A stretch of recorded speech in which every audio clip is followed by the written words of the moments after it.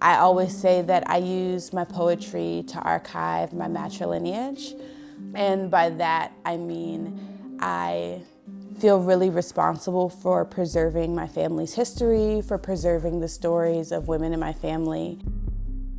I think about docupoetics as kind of a spin on documentary work. I think that you get to do a lot of really interesting things with poetry. You get to not lie, but poetry is less about facts and more about what the overall truth is, right? So maybe the room wasn't blue, maybe the song that was playing wasn't a specific song, but those kinds of details matter a little bit less.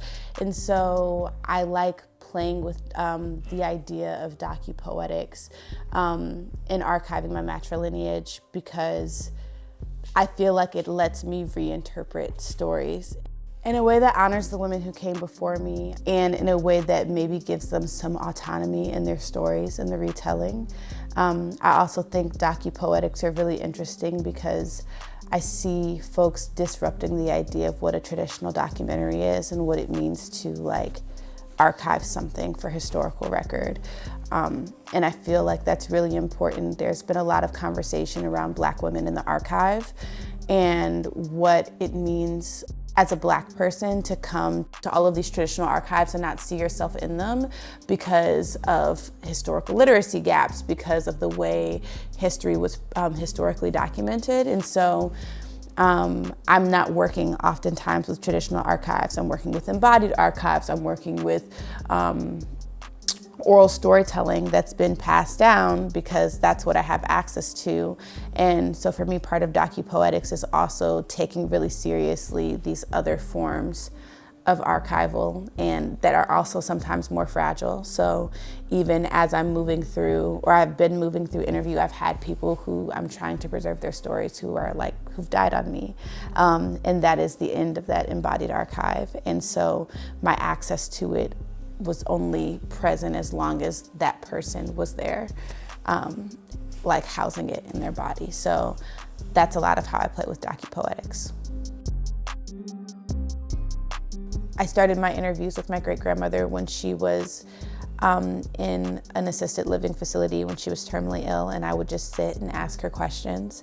And that was the first of a series of interviews that I did. And then I started that process with my mom as well, as I have a chapbook that's coming out called Blood Flecks that's about her, and I realized everything in the book was from my perspective, and I did not feel like it was ethical for me to say that I'm giving my mother a voice when my mother has her own voice and has her own language to talk about and share stories. So that is kind of how I crept up on the process of archiving.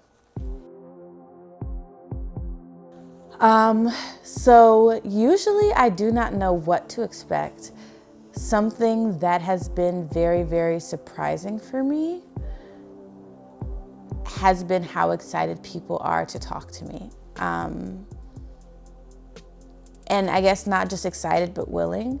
I think I always expected, or I guess maybe less expected, but I always feel very cautious because I never want my family to feel like, oh, I'm coming and encroaching and trying to make this grand story about you, or, do something that maybe feels like gross and not just unethical, but voyeuristic, I guess.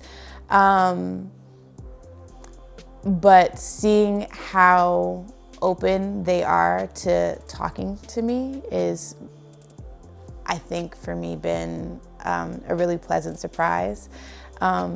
Seeing the way the things they remember shape or shift different parts of a story. Like I have an older cousin who I interviewed recently, and in the stories he's telling, he told a story about him being younger. He told a story about my grandmother, but from the perspective of a child, and with her as his aunt. And he told a story about how she told him that she was pregnant with my mother. And I just kind of never think about my grandmother as an aunt or as a baby sister or, in these other roles. When I was first trying to do some of the archival work and I was writing, I did not want to put my family members as characters on the page, mostly because I think that once somebody hits the page, they become two-dimensional, and there's no way for somebody reading a text to know like all of the intricacies of someone. So I started creating characters that were loosely based off of either different people or combinations of people. And one of the characters I built was Aileen, who was built off of a combination of different women that I knew in my family. I got grown and thought I'd be a woman forever. Then I became a mother and a grandmother, and people forgot at some point I was a girl. Your body stew enough children, leak enough milk, have enough babies pressed to the titty, and people think that's all you ever been. A mother, a dutiful wife, and then widow. A surgical blade across the abdomen for the third child, and felt like a sharper one at my neck when my husband died.